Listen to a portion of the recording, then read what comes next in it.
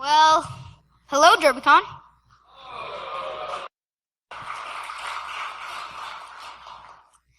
Good afternoon. The title of my talk for you today is Cybersecurity Alphabets.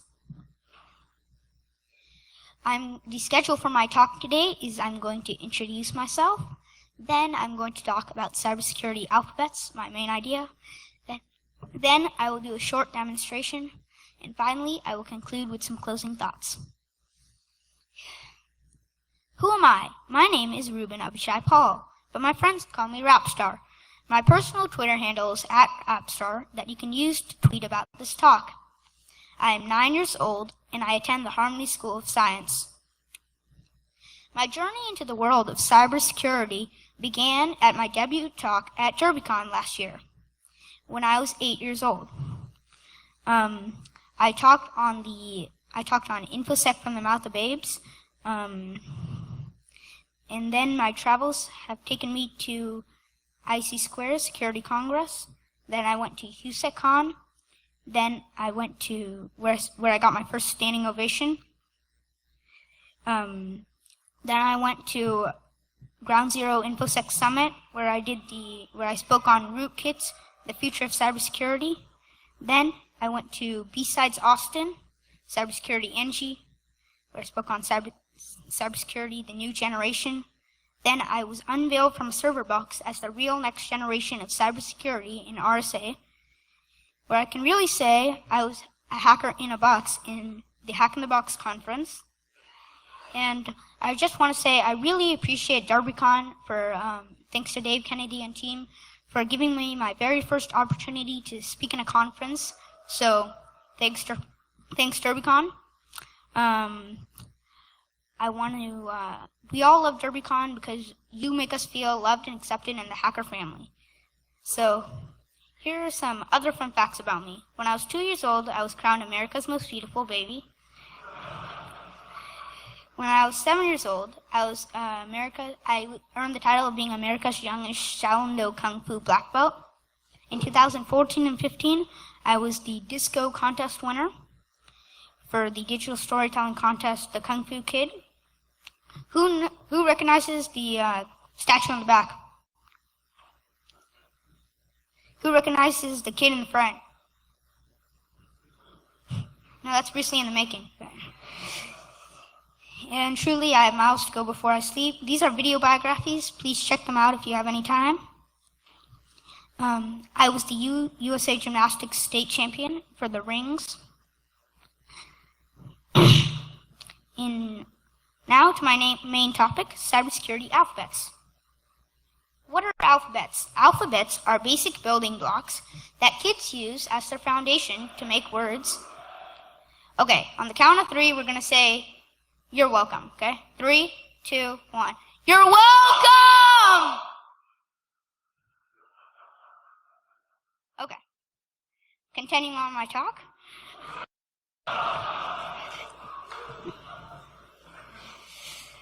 So alphabets are basic building blocks that kids use as their foundation, and to kick off my talk, we're going to go to ARP spoofing. ARP stands for Address Resolution Protocol. The ARP will map the IP address to the MAC address so that the router can accept and send the communication to the correct device on the network. ARP spoofing is when the hacker will spoof the IP table's information to change the IP address to point to his MAC address so that he can intercept all the requests and responses or communications from different devices on the network.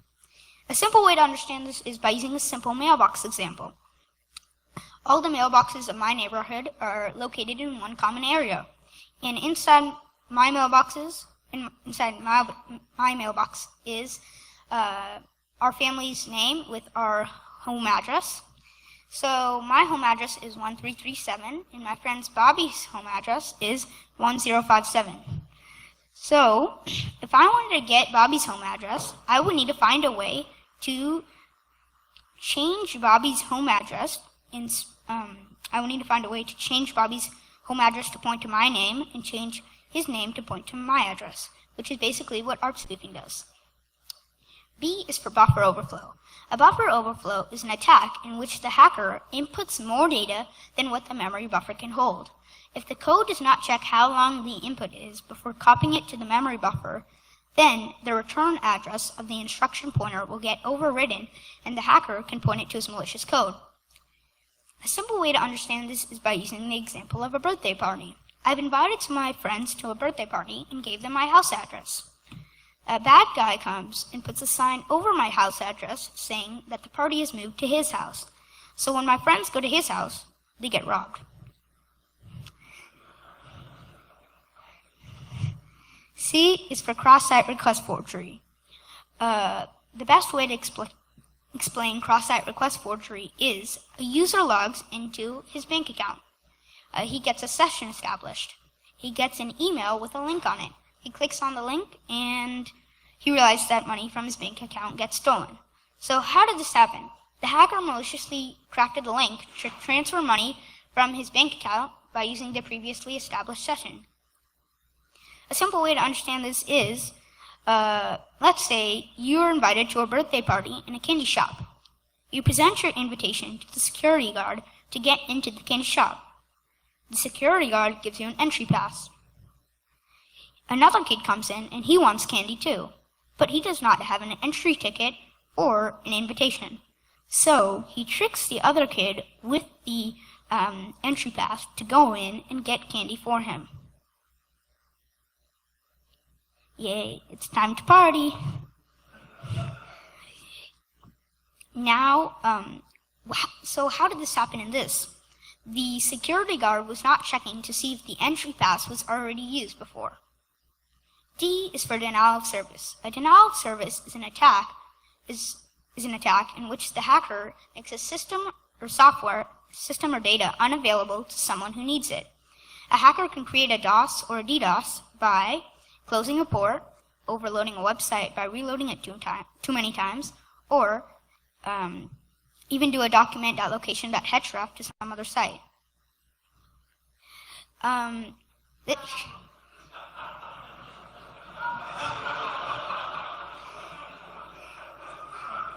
Here's a funny way to understand denial of service.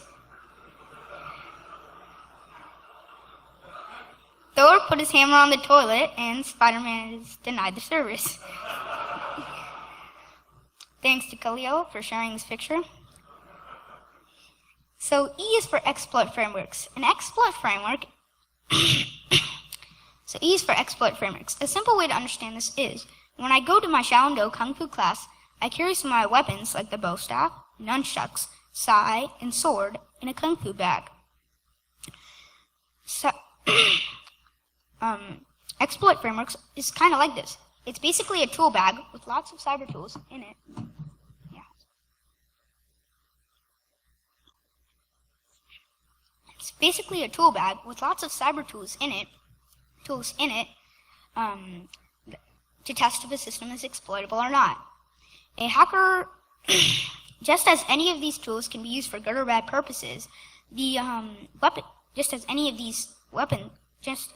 the weapons can be used for good or bad purposes, these cyber tools can be used for good or bad purposes. Good purposes like pen testing, or bad purposes like unethical hacking.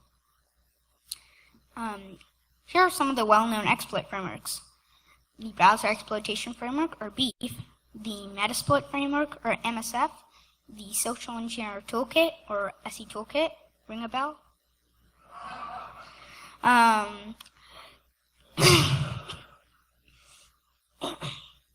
The SE Toolkit, the OS Cenotics Framework, Armitage, and the Pentesters Framework. Ring a bell?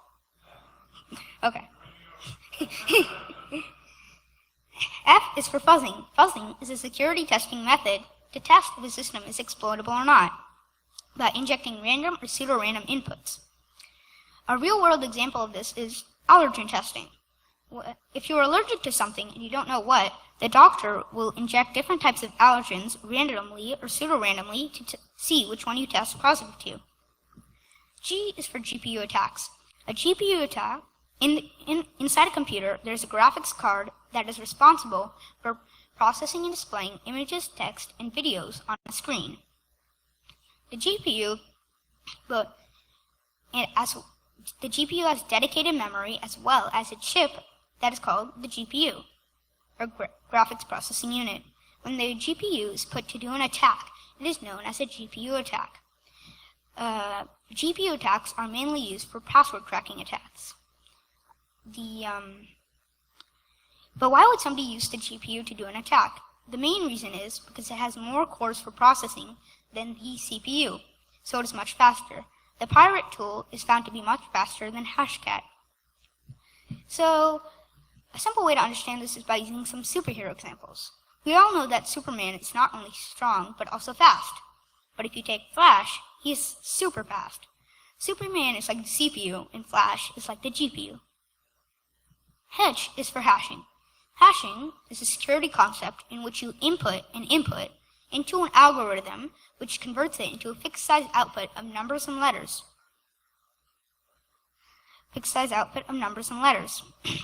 Otherwise known as a hash. It is similar to encryption, except that you can never get the original value back. A good example of this is a strawberry smoothie. Your strawberries are like the input. The algorithm is like the blender, and your smoothie is like the hash. You can never get the original strawberries back from the smoothie. It's a smoothie. I is for injection attacks. An injection attack is an attack in which the backend database accepts what the user supplies without any validation and treats it as a command.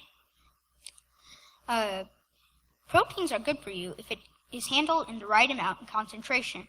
But if the amount and concentration is over what it can handle, then we have a problem. Have you ever wondered what the main ingredient in snake venom is? It is highly concentrated proteins. So, when a snake bites you, it injects its venom into your body, and the body treats it as a command to shut down, which can include some serious damage or death. So, J is for Java applet attack. A Java applet attack is an attack in which the hacker creates a malicious Java applet and tricks the user into running it by some social engineering means. Once the applet is run, the hacker has full-time run permissions and can completely exploit the system.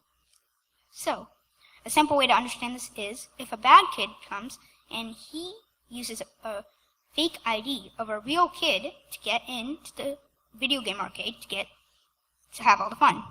The bad kid is like the malicious Java applet attack, the real kid is like a real applet, and the ID is like the certificate.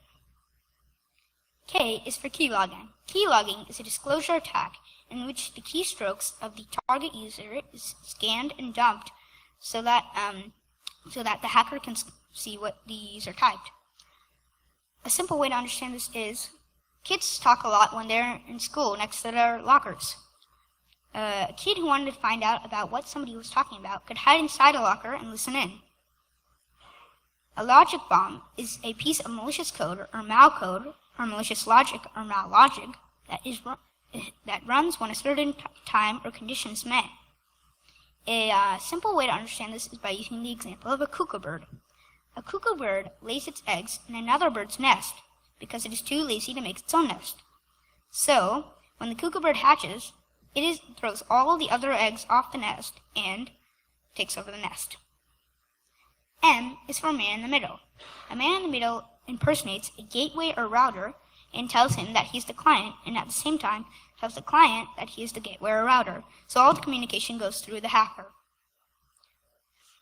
In this picture, you see that there's a monkey in the middle trying to get the ball, like the game Monkey in the Middle, and the monkey is like the hacker monkeying around. N is for non-repudiation. To repudiate means to deny something, but non-repudiation means that you can't deny it at all. So let's say your system got hacked and the system logged and recorded all the interactions and transactions between So when an auditor comes to see the logs, the hacker can't deny their actions. How many of you all have seen the movie The Incredibles? What are you guys doing watching kids' movies? In the movie, there's a kid named Dash. He has the power of super speed.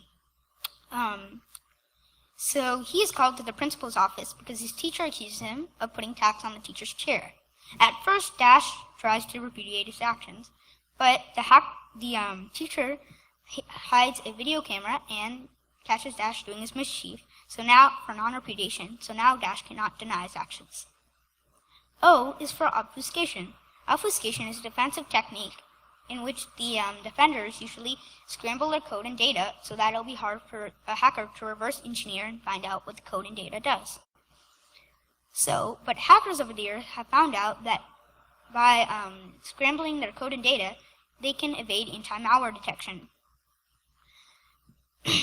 A simple way to understand this is by using the example of eggs and bacon.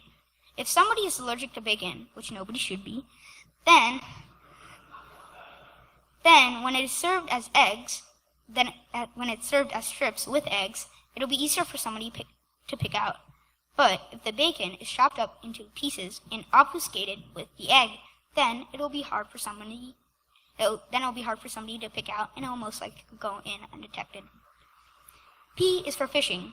Phishing is to lure, bait, and trick someone into revealing personal information about themselves. It is a part of social engineering. How many of you all have seen the movie Finding Nemo? No, it's a kids' movie, right? Fishing. In the movie, there's an anglerfish who uses its lure to bait and trick other fish and capture them. Q is for quarries. Quarries is otherwise known as targets, and I'm not talking about the hacked retail store in the U.S., but companies, countries. Today's quarries are not only companies, countries, and children. No, companies, countries, but even worse, children. So that is why it's important to be cyber educated and be cyber brave against cyber bullying and cyber coercion and cyber dangers. How many of you all know what this movie is from? Well, why are you guys watching kids' movies? Come on. Man, you guys are on a roll. In the movie, there's an expert archer who tries not to miss any target, just as a hacker will go after his or her targets. R is for rootkit. R is for Reuben, Rapstar. We're going to talk about rootkits. So what is a rootkit? A rootkit is a computer program or programs that allows remote control of a system that is installed on by mutating and masking itself in the operating system. Rootkits can be used for good or bad purposes. Mostly it is used for bad purposes like spying on people, but it can be used for good purposes like providing tech support. In this picture, I will give the example of Jurassic World.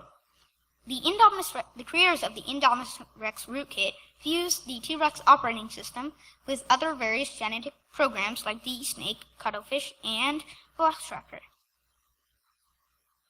S is for spyware. Spyware is basically software that spies on people and their information.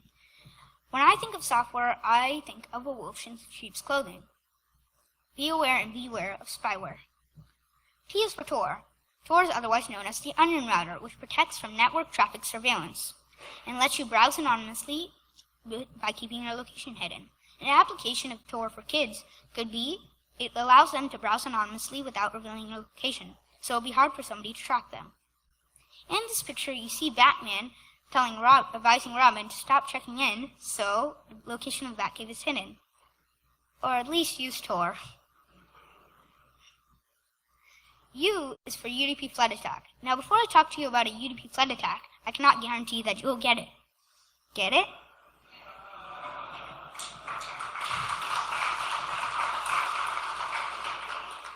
A UDP flood attack is a denial of service attack where the hacker puts a lot of UDP packets into the network so that the network is congested. An example of this is a traffic jam where in a traffic jam there's a traffic jam is kind of like a UDP flood attack because the UDP flood attack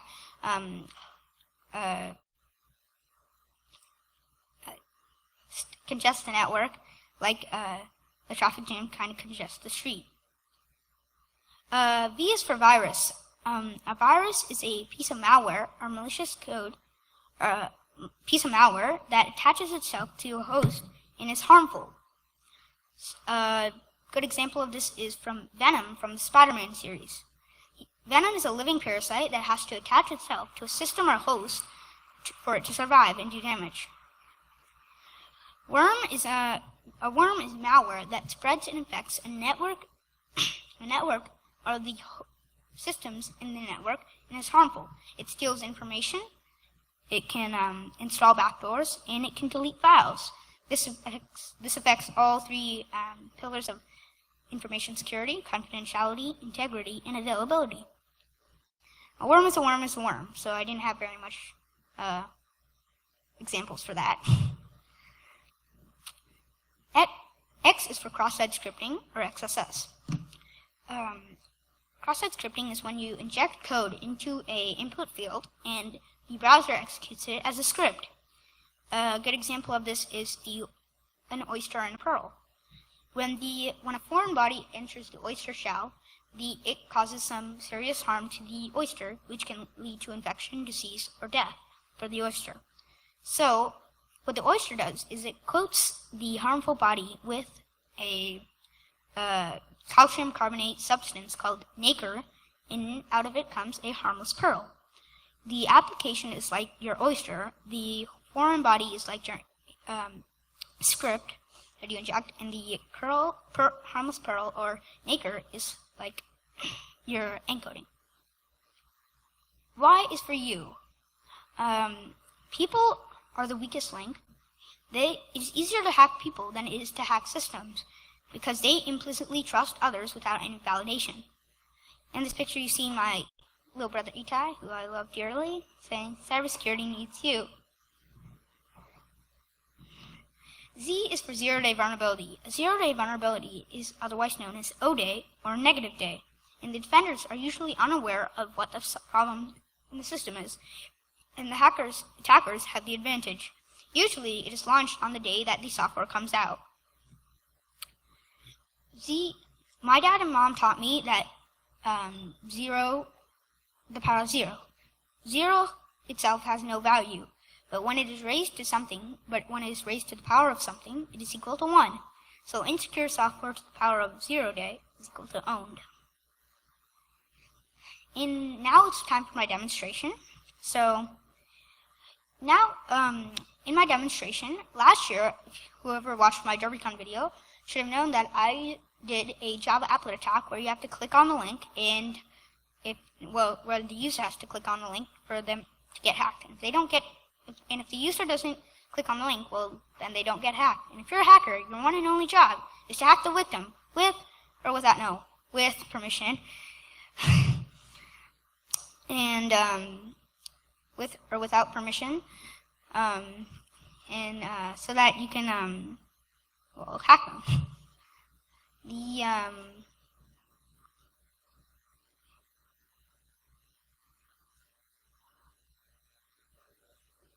So me and my dad thought, hey, it would be cool if we just redirected the user to a fake website that we control, and they just got hacked without even doing anything or even knowing that they get hacked. So that's what I'm going to be doing for you today.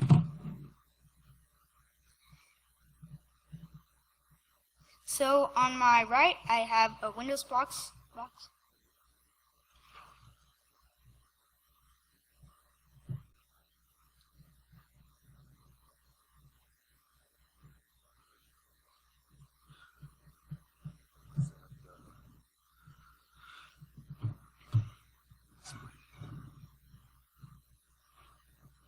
IT guy.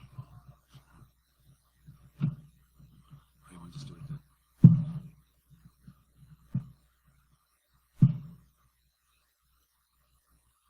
Let's just set up the display.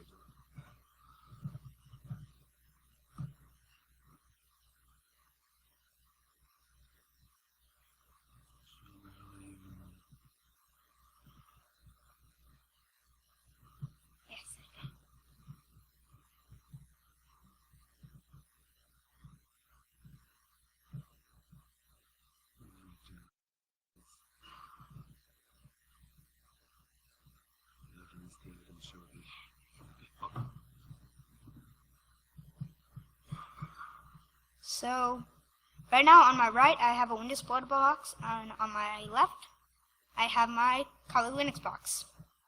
So I'm going to log in.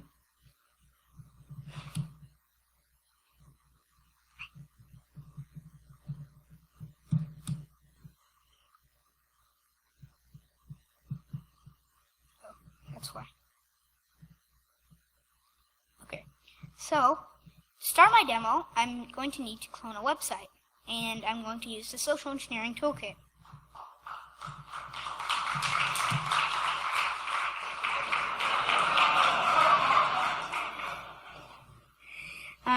I'm going to do some social engineering attacks. I am going to do a website attack, and I'm going to do a credential harvester attack just to actually clone the website.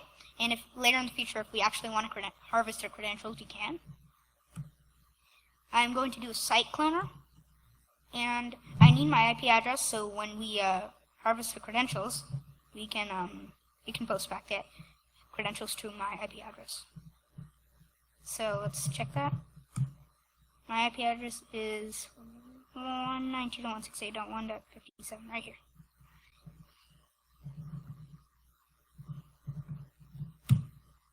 And today I'm going to clone LinkedIn.com. How many of you have a LinkedIn? Oh well, this is going to be fun. So it's cloning the website. We want to start the process. Yes, we do. And all files have been copied to the var-www folder. So I'm going to exit the social engineering toolkit. No more fun, Dave Kennedy. But I'm going to start the beef-xss, and I'm going to start beef.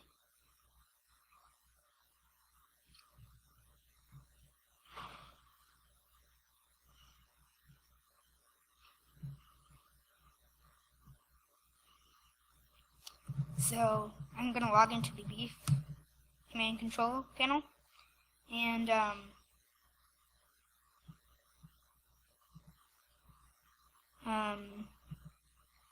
I'm going to I'm going to inject the beef hook into the clone website code. So I'm going, and if you saw in the social engineering toolkit, it said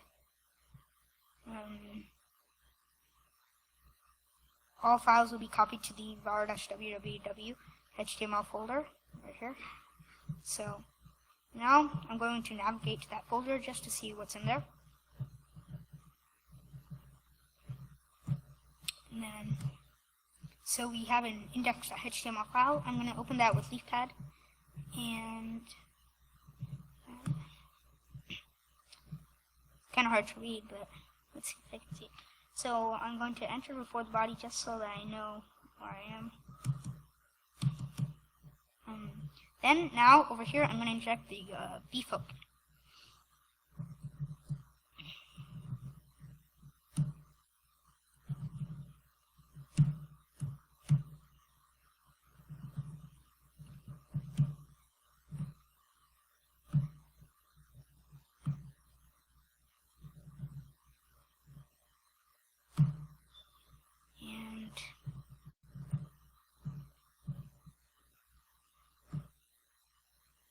I'm just going to go double check and see if that's alright.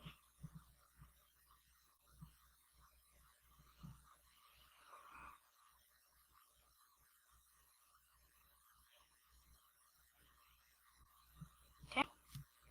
And now I just need to close the script.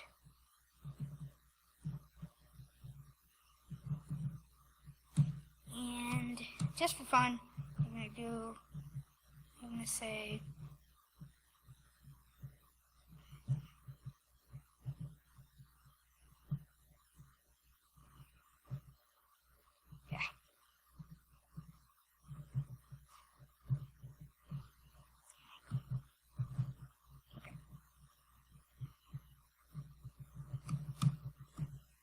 we're going to say hacked by Rockstar.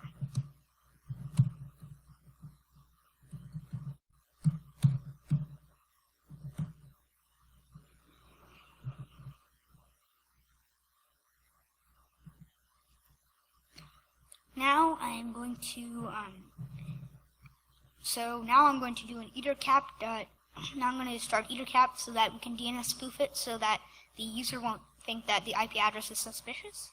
So I need to change the ether.dns file.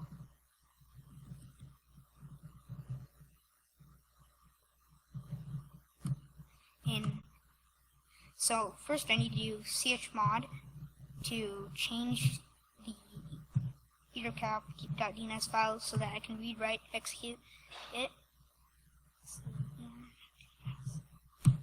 And so now it says that it's read, write, execute privileges. So now I'm going to nano ether.dns. And let's see. So you have to put the website that you want to mask, and then you have to put your IP address so that it will mask it from that. So we're going to clone LinkedIn, so I put that. And now I'm going to start ethercap, and I'm going to do the GUI stuff. I'm going to do sniff, unified sniffing. We're going to sniff on the network interface Ethernet 0. We're going to scan for all the hosts. We're going to provide the host list. And this is an optional step. I'm going to resolve the IP address so I know which one is my targets. So I'm going to add the router or gateway to 101.1.1. And I'm going to go to Windows Portable, and I'm going to add that to target 2. Now I'm going to go in the plugins, and I'm going to manage the plugins. I'm going to do a TNS spoof, and I'm going to do an ARP poisoning. I'm going to sniff the remote connections, and I'm going to start sniffing. So now, just to double check in the Windows Portable box, I'm going to run command and see if I can ping facebook.com. Huh? Oh, LinkedIn I meant. Facebook's just so insecure. So it's actually giving me my IP address, so that's good. Now if I go on Google Chrome and actually go to the website, should go to my clone website. So hey, I'm a user. I want to go to LinkedIn.com.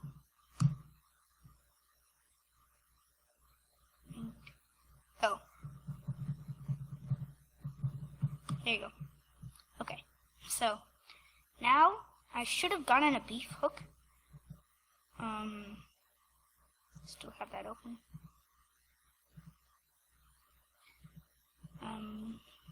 Control panel. Here, I have a online browser, and before I do anything, I'm going to go to persistence and do man in the browser. I don't know why they call it man in the browser. They should call it kid in the browser. So basically what this does is this module will use man in the browser attack to ensure that the beef hook will stay until the user leaves the domain, manually changing it in the URL bar. So I'm going to execute that, and let's go see what happens. Browser hooked. So now that browser is hooked forever until they close the browser. Then I'm going to go to social engineering, and I'm going to do a fake notification bar, and let's say must install DerbyCon plugin.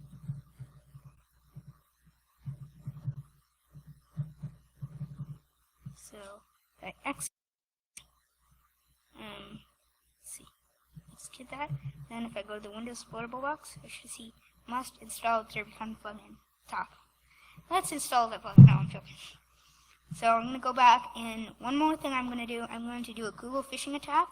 So if I go back to Windows Portable, it made a fake website and looked like Google. So anyone want to give me their password? After all, it's research purposes. DerbyCon will greatly appreciate it. I can't even have a Google Fish account. I'm less than 13 years old, only 9. So I'm gonna use a fake one since nobody took the risk. And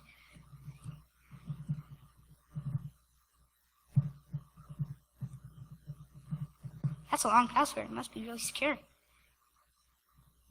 And then I'm going to go back to LinkedIn. And I'm going to credential harvest them like I said. So let's do the same one. How many of you will bet that it's the same password? Nobody? So I'm going to sign in. And okay, so just for fun, when I said hack by Rapstar, it did it in black font. So there it was. There for a second. There you go.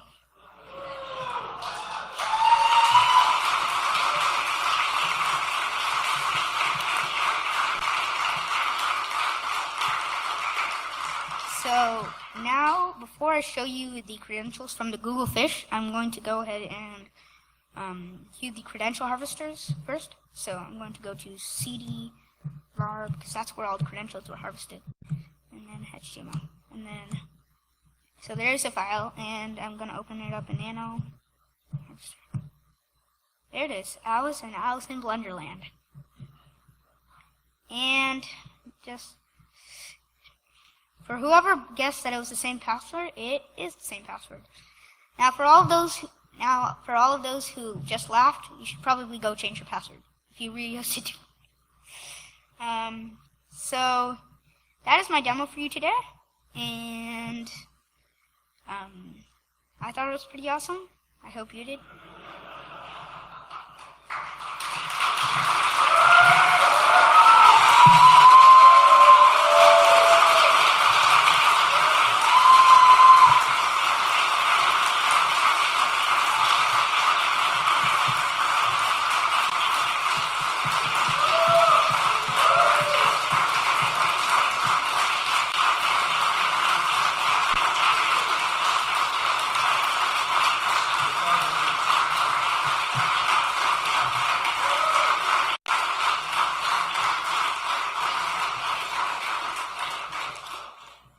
So this is my demo decoded. Is there a feed, Dada? Is there a feed? Okay. So this is my demo decoded. I cloned a website and I did a social engineering using the social engineering toolkit. I put a beef hook, did a kid in the browser. I did a fake notification. I did a Google Fish attack. I used EtherCap to do an ARP spoofing attack and DNS spoofing. I used a credential harvester to show you that most people reuse their passwords. And I did password disclosure. That's all those things without even anyone clicking on anything or even realizing that they got hacked. So now, in conclusion, I started a website called CyberSecurity because kids and adults started to write to me and ask me how they could be like me. And I wrote it to show videos about the dangers and defenses of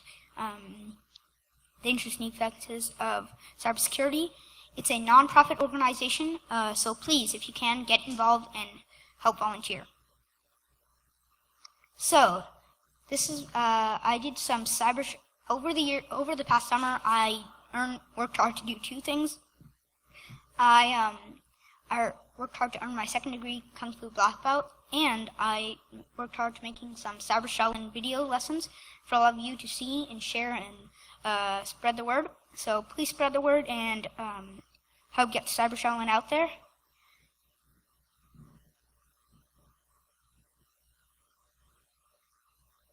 Okay. So in closing thoughts, I want to thank my God Jesus Christ for the gifts He has given me. Without Him, I would be nowhere here. I want to thank my family for all the support that they have given me in helping. My dad did a lot. My mom helped me in even my little brother, he helped me with the headphones on. Learn and teach cyber alphabets to your kids, and please help them. This is probably the first time you've heard cybersecurity alphabets, hacker edition, kid style. So my contact information is Reuben@cybershalom.org or Reuben@prudentgames.com, and my Twitter handle is @rapstar. So thank you, and I hope you enjoyed this talk.